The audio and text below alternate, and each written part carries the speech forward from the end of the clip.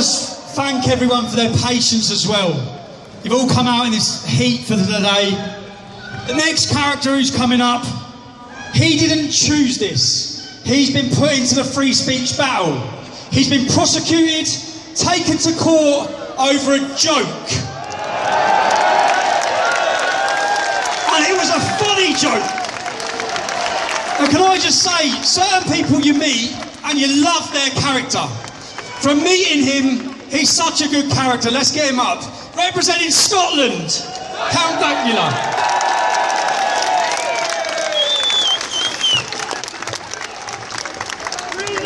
Hello.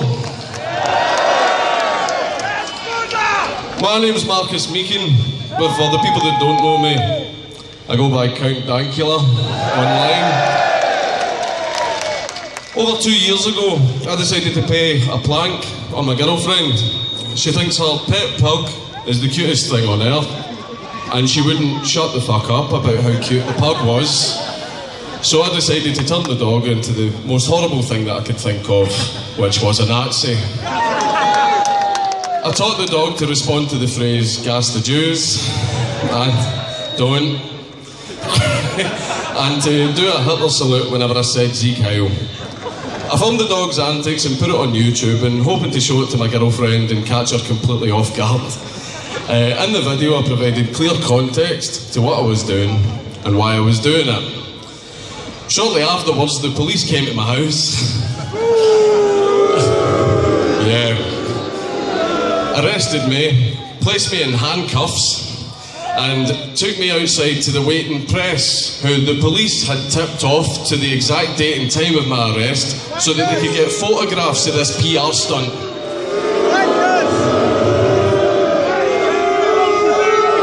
I was taken to jail, held overnight for court the next day. I was then released to await my trial. My trial would go on for 2 years, twice as long as the actual Nuremberg trials. During these 2 years, I lost several jobs, I was defamed by the press, I've received threats of violence, and I've had to constantly put up with the press and members of the public lying about who I am and what I actually believe in.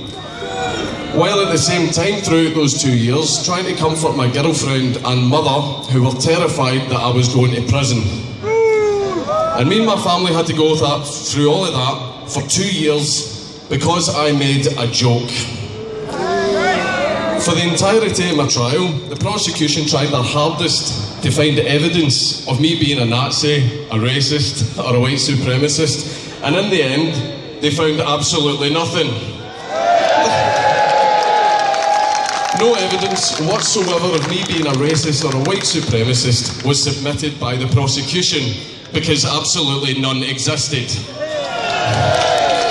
So the only path that they could go down was to assume the thoughts that I had in my head when I made the video. The courts decided what my thoughts were and presented their decision to the public as fact, when it's obviously completely untrue. I'm amazed that more people aren't concerned that the courts now have the ability to overrule the reality of what your thoughts are, replace it with their own interpretation, and then convict you over the interpretation that they gave you. Apparently a lot of people still haven't read 1984. I provided clear context in the video to what I was doing and why I was doing it. An explanation was given, but people didn't want to acknowledge the explanation. People instead wanted to act like the trumped-up high school English teacher examining a passage from a book, trying to find the hidden message or meaning that the author was trying to get across, when there isn't one. There is no hidden message or meaning behind what I did. I wanted to play a prank on my girlfriend, and I'm a shitlord, right? That is the reality of the situation, and I see no reason why I should suffer because people have willfully chosen to ignore reality. In the aftermath of what happened, I've decided to keep fighting to protect free speech, because after seeing my mother repeatedly crying at the fact that her son could get sent to prison just because he hurt some people's feelings, that was more than enough for me to want to make sure that what happened to me doesn't happen to anyone else.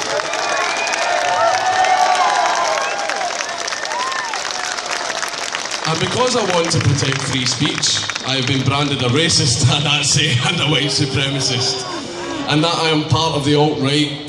To set the record straight, I reject any notion of superiority or inferiority based on race. I reject the idea of an ethno-state. If you want to live here in peace and not only respect the freedom of others, but fight to protect the freedom of others, then you are welcome in this country. I reject Nazism and any other form of far-right ideology because I have a deep, seething hatred for anything that even has a hint of authoritarianism, and that goes for the far left too. These are the things that I've always believed, and if you actually watch my videos and look at the content I produce, you would know yourself that that's what I believe. But despite that, there are people online who still call me a racist and a white supremacist, and some of these individuals can waste hours and hours a day on Twitter saying these things to me, but they can't spare 5 minutes to do some basic research. And any famous comedians who dared voice their support for me, not over the joke itself, but over principle, they were attacked by their peers and told to drop their wrong-think opinion. Their peers told them, get the fuck back in line. Because to these people, image matters more than principles. People seem to think that if someone wants to protect freedom of speech, it means that person is far right, or at the very least right wing. People have even branded this event as a far right event because of what they think of the speakers here. Well then, where are the left wing free speech events? Where are the left-wing voices coming out in support of free speech? The reason these speakers are here today isn't because the right have claimed the principle of free speech, it's because the left have abandoned it. Freedom of speech is not a right-wing goal, and it's not a left-wing goal. It's a human goal, it is a human right that everyone deserves. It doesn't matter what race you are, it doesn't matter what religion you are, it doesn't matter where you are from. It is a right that we all must protect because it belongs to all of us. Free speech isn't owned by the right, it isn't owned by the left, it isn't owned by an organisation, and it certainly isn't owned by the fucking government. It's owned by us, the citizens of the United Kingdom. And in close, I've actually got a message for Antifa that are here today.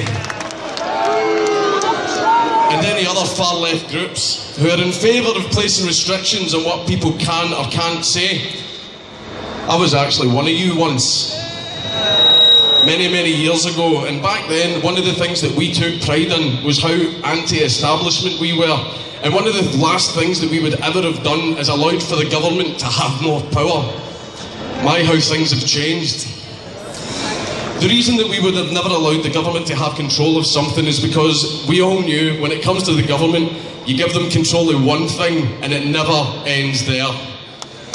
They will keep going and going until they control as much as they possibly can, and that was one of the most important lessons that we learned, and it influenced every decision that we made.